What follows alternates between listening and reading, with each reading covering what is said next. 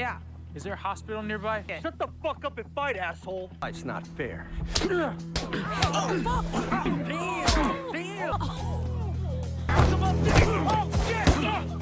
The movie opens in an underground fight club where Carter dominates the ring with a streak of victories. Frankie, a woman looking to hire a bouncer for her bar, walks in just in time to witness him take down his opponent in his 6th straight win, a display that leaves her thoroughly impressed. The referee announces that anyone who can take down Carter in the next round will win all the prize money in the piggy bank tonight. A guy in a hoodie steps into the ring, but when he pulls down his hood, Carter's expression instantly changes. It's the legendary Dalton. Despite the referee's attempts to entice him with the prize money, Carter refuses to fight and walks away, leaving the entire reward to Dalton. From the crowd, Frankie realizes that the badass guy is exactly who she's been looking for. As Dalton heads to his car, a man who lost a bet blocks his path and pulls a knife on him. Dalton stays calm and collected. The guy panics, drops the knife, and bolts, leaving the blade behind like a parting gift. While Dalton is tending to his wound, Frankie approaches. She offers to help, but he turns her down. She can't help but be impressed by how he managed to walk away with the entire prize without even throwing a punch. She admits it took her a moment to recognize him. As they talk, he stitches up his own wound, surprising her with how unfazed he is. She tells him she owns a roadside bar it used to do pretty well, but lately it's gone downhill, attracting a rough crowd. The police wouldn't get involved, so at first she planned to hire Carter to deal with the troublemakers. But after seeing Dalton, she changed her mind and offered him $5,000 a week, which he turned down. Before leaving, she gives him her phone number. Dalton drives off, lost in thoughts of his past as a professional fighter. Overwhelmed with despair, he steers his car onto the path of an oncoming train. But just as he tries to back out, the engine suddenly dies. The car won't start. After a few minutes of struggling with the old car, the train clips the back of it. Dalton narrowly escapes with his life. With no other option, he calls Frankie and heads to the small town of Glass Key, where he meets Charlie, a teenage girl who runs a bookstore with her father. Both are friendly, but a bit surprised to learn he's there to clean up the mess at the roadside bar. She points out that she only ever called it a roadside bar, she never told him the actual name. Charlie and her father lead him there, and at last, Dalton arrives at the bar. As soon as Dalton walks in, Billy, the server, immediately recognizes him as Elwood Dalton. The bar is quiet at the moment, and Dalton senses a rare calm. Laura, the bartender, just smiles. She knows the peace won't last. Sure enough, a fight breaks out that night, with bottles and glasses flying everywhere. The live band is protected by a safety net, separated from the chaos, while Dalton quietly watches from a distance. A biker gang storms in, harassing customers and bothering the women.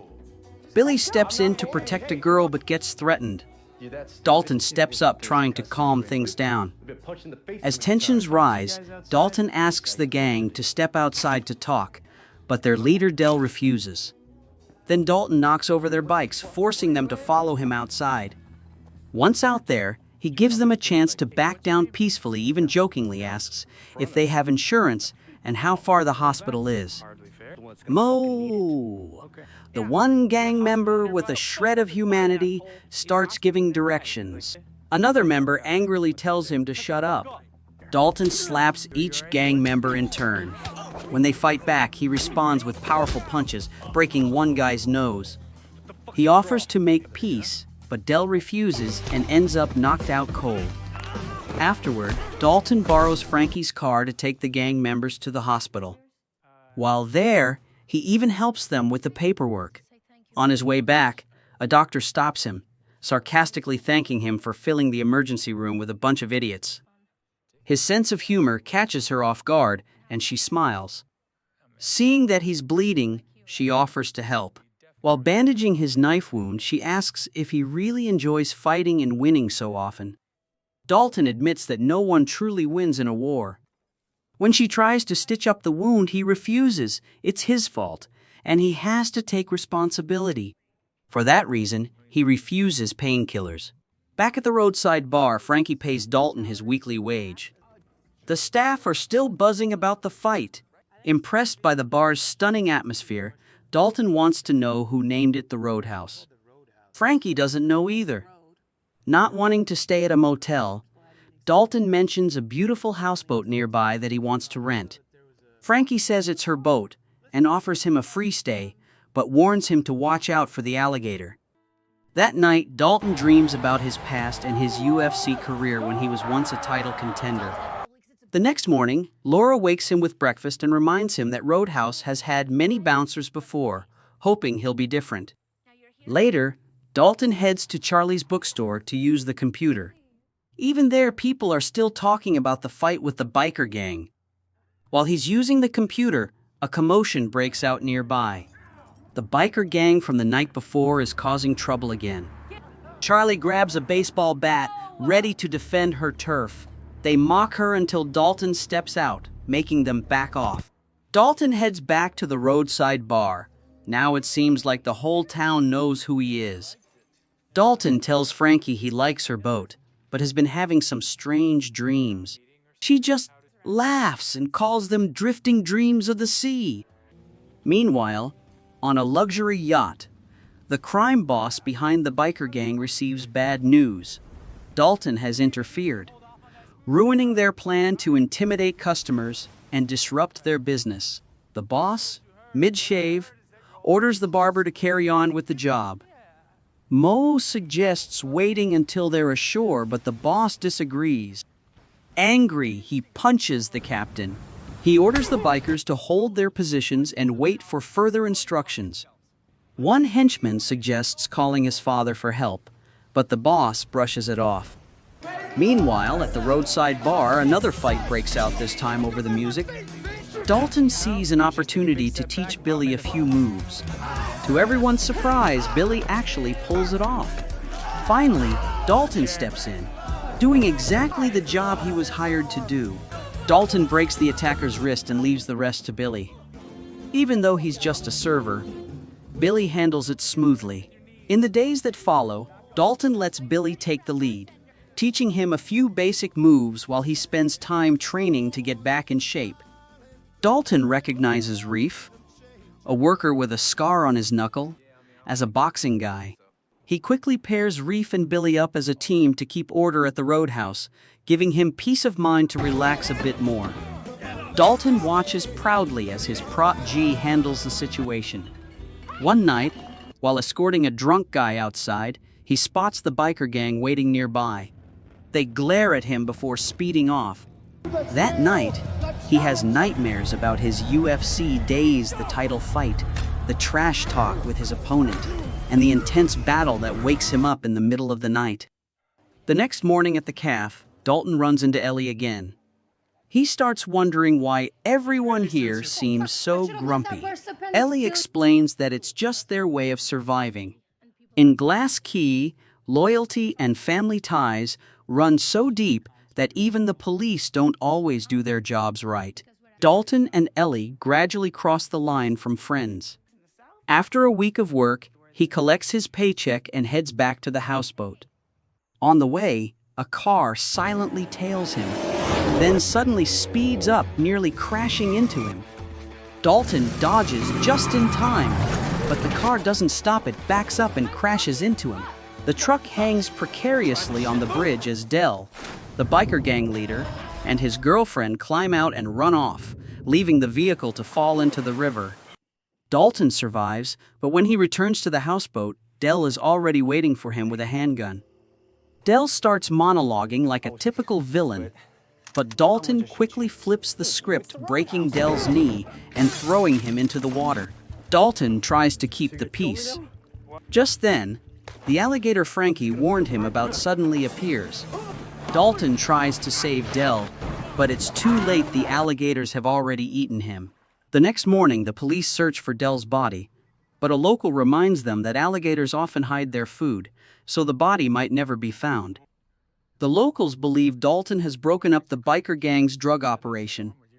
At the bookstore, Charlie shows Dalton a map of the harbor, explaining that the roadside motel isn't suitable for a dock because of the surrounding coral reefs. As Dalton steps outside, a man pulls a gun from his waistband and tells him to get in the car, saying that Boss Ben Brandt wants to see him. Tension rises as Dalton warns that if he breaks the man's index and middle fingers, he won't be able to shoot. Then he snaps the guy's fingers and disarms him, proving his point. Another man tries to step in but stays quiet, clearly afraid of Dalton. Dalton says if the gang boss wants to see him, he should come to the roadside bar. Back at the bar, Dalton asks Frankie why Dell and his crew targeted her place. Frankie just shrugs and says it might be a turf war. Meanwhile, the guy with the broken fingers returns to Brandt and admits defeat. Brandt grows more frustrated as his plan falls apart over just one skinny bouncer. It turns out he intended to tear down the roadside inn to build a luxury hotel. Later, Brandt's father calls from jail on a prepaid phone, but Brandt refuses to listen and throws the phone into the sea. Instead of giving up, he orders someone to dive and retrieve it. This character is really strange, acting like a spoiled princess, definitely not the mastermind behind this operation. In Italy, Knox, the ruthless fighter, jumps out a window and runs away naked after spending the night with another man's wife. It's puzzling why he didn't knock out the husband. Maybe because the husband had already gone home with his best friend, Khabib Nurmagomedov. Knox gets a call from Brandt's father, ordering him to clean up the mess Brandt made. He knocks out a street vendor to grab a jacket, then burns down the market stall to ashes. Honestly, knocking out the husband and walking out with his clothes would have been way easier. Back in Glass Key, Ellie surprises Dalton with her ex-boyfriend's fancy boat and takes him to her favorite picnic spot by the sea. She pops open a cold beer, and they have a great conversation. During their conversation, Dalton talks about his trouble with Brandt. Ellie explains that the Brandt family is wealthy and owns most of the land around town. She asks about Dalton's past, which makes him uncomfortable. He tells her she wouldn't want to know, but Ellie has already looked everything up online and doesn't care. Dalton gradually opens up, creating a moment of closeness between them. Meanwhile, Knox speeds into town in a roaring sports Ferrari, blasting Dagestani rap. He parks with flair, crashes into a few motorcycles outside Brandt's place, then yells at the gang, making it clear who's really in charge. When Brandt shows up, he's stunned to see the whole crew treating Knox like the real boss. Knox says he was hired by Brandt's father. Brandt also notices that Knox is carrying a cloth bag full of explosives. Brandt tries to calm things down, saying he doesn't need Knox's help and can't just kill the bodyguard right in the middle of town. But Knox doesn't buy it. Brandt asks for one last chance to handle things himself, and Knox agrees immediately. Ellie takes Dalton home, and now he could really be Wolverine, since the stab wound has healed after a few weeks. But two cops are waiting, wanting to question him about the Dell case. They take him down to the dock, where Sheriff Elwood is waiting. The sheriff explains that Glass Key is like one big family and gives Dalton a choice: leave town, or he'll find an excuse to arrest him and arrange for him to be killed in prison. Dalton mocks the whole thing, which makes the sheriff so angry he kicks him and nearly shoots him. Just then, Ellie shows up, yells at the sheriff, and slaps him. Dalton was still lying on the ground, completely stunned. Ellie helped him up and explained that the sheriff was her father, who used to work with Brandt's dad, but, after he went to prison, started working for Brandt. She begged Dalton to leave Glass Key to avoid things getting worse. While all this was happening, one of Brandt's henchmen caused trouble at Charlie's bookstore. That night, when Dalton returned to the inn for his shift, Brandt showed up to confront him. Brandt knew he couldn't threaten or bribe Dalton, so he searched YouTube for Dalton's famous UFC Fight the Championship match against his close friend, a haunting memory for Dalton. Dalton won, but didn't stop. He kept punching even after his opponent was unconscious, ignoring the referee's intervention. His friend died because of that, and the mistake has haunted him ever since. Brant stared, mocking him. Then Brant released Knox, and the entire motorcycle gang flooded into the roadhouse. A group of big guys charged in, but Knox was like the Terminator, taking them all down and declaring that the roadhouse was his now. When the two guards went down, a brawl broke out.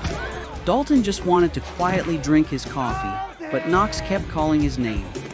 Finally, Dalton stood up to face the Irishman. The two started trading off like stand-up comedians. Then Knox headbutted Dalton, and the real fight broke out. After a brutal brawl, they both tumbled out of the bar. Dalton calmly got up and walked away while Knox stayed behind, seemingly enjoying the challenge. I have to say, the rock band was still playing loud like it was any other Tuesday night. Dalton was packing up at the houseboat when Frankie showed up, apologizing for hiding the truth from him. She begged him to stay and revealed that Brant planned to build a luxury resort. Brant had taken over all the land along the highway except for Frankie's house. She was the last one standing. Dalton suggested she should hire Carter. Now Brant was running out of cash and had to borrow money from some shady characters. If he didn't pay them back on time, he was done for. Dalton looked completely unfazed. Meanwhile, Brant realized Knox hadn't killed Dalton. As Dalton was leaving town, he noticed an ambulance parked near Charlie's bookstore. He immediately understood Charlie and her father had been taken to the hospital. That's when Dalton realized Brant was behind it all. He was targeting the people Dalton cared about, and he was going to pay for it. Pay for what? Right then, the line had been crossed. Dalton could no longer hold back the demons inside him. He went straight to Brant's house and confronted the man who set fire to the bookstore. When Dalton admitted he had once planned to leave, the man laughed broadly. Just as the man threw a surprise stab, Dalton dodged and punched him straight in the throat. As the man took his last breath, Dalton said that everything had pushed him beyond his limits. When Dalton loaded the body onto the truck, Mo saw him as polite as ever. Mo casually mentioned that Brant would be receiving a big payday at Harvest Key at 5 a.m. Dalton gathered some ice to keep the body cold, then set off for the island. Dalton tracked a corrupt cop to the spot where he was delivering money to Brant and took him down. He found a suitcase full of cash, enough to live worry-free for a lifetime. When the cop woke up, he saw Dalton dragging a body toward the shore and shooting the corpse with his own gun. Panicked, he shouted out. Dalton then started explaining how a concussion affects memory. Dalton knocked him out with a branch, then called the police and the press from a payphone, reporting that an officer had just shot a man on the beach. After that, he got Knox's explosives ready. The police chief showed up, announcing that Brant had taken Ellie hostage and would kill her if Dalton didn't bring the money. Dalton said he didn't know anything about the money. The police chief replied that the officer had seen Dalton taking it. Looks like the concussion plan didn't work after all. Dalton admitted he had taken the money. The police chief begged Dalton to bring his daughter back safely. Dalton was still skeptical, but to make sure he didn't miss the chance, he agreed to meet and hand over the cash. Quietly, he took a boat belonging to Ellie's ex-boyfriend. When questioned, Dalton calmly said he was just looking for the keys, trying to avoid making a big deal out of it. He was a cop too, but didn't have much power, so Dalton walked away without any trouble. Dalton said he'd be back in a few hours. Meanwhile, Knox was living the dream, sipping coconut water and driving past the driving school. He carefully parked in front of Brant's place and was surprised to find it deserted.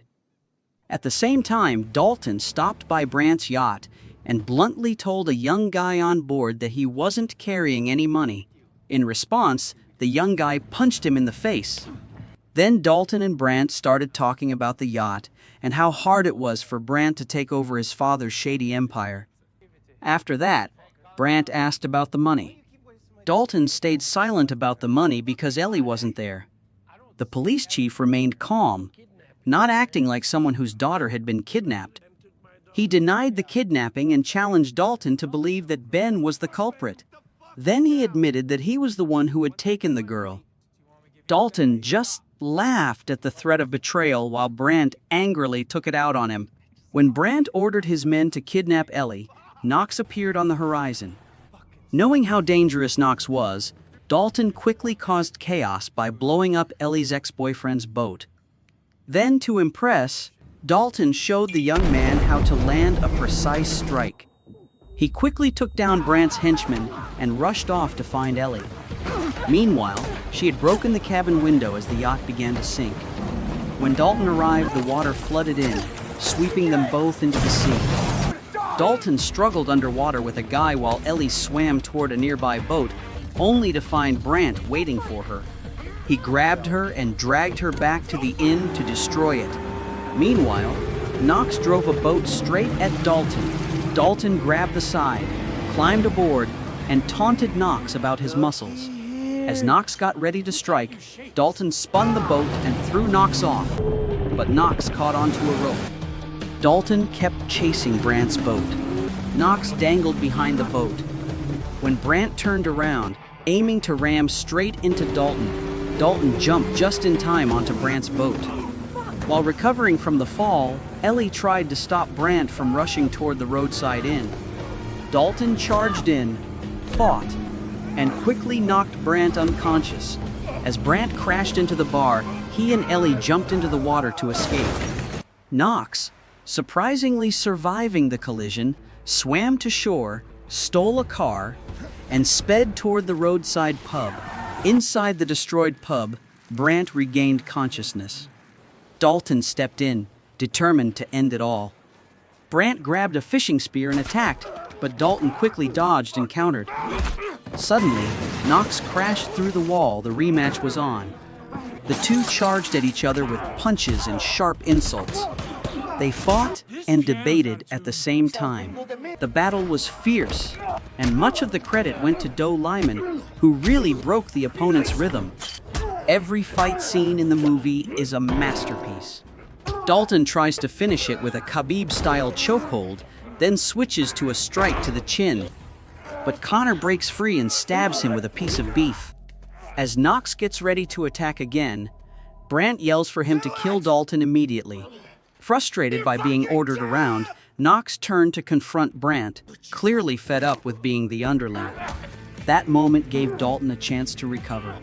As Knox lunged again with the piece of beef, Dalton pulled a knife from his shoe and stabbed repeatedly, delivering a finishing move straight out of Mortal Kombat. Dalton won. Ellie arrives just in time to witness the aftermath of the match. Dalton apologizes to her. The sheriff appears, saying he will protect Dalton, but asks him to leave town immediately. Ellie urges him to leave as well. Another person reminds Dalton, as a doctor, that he should prioritize stopping the bleeding. Dalton limps out of the bar.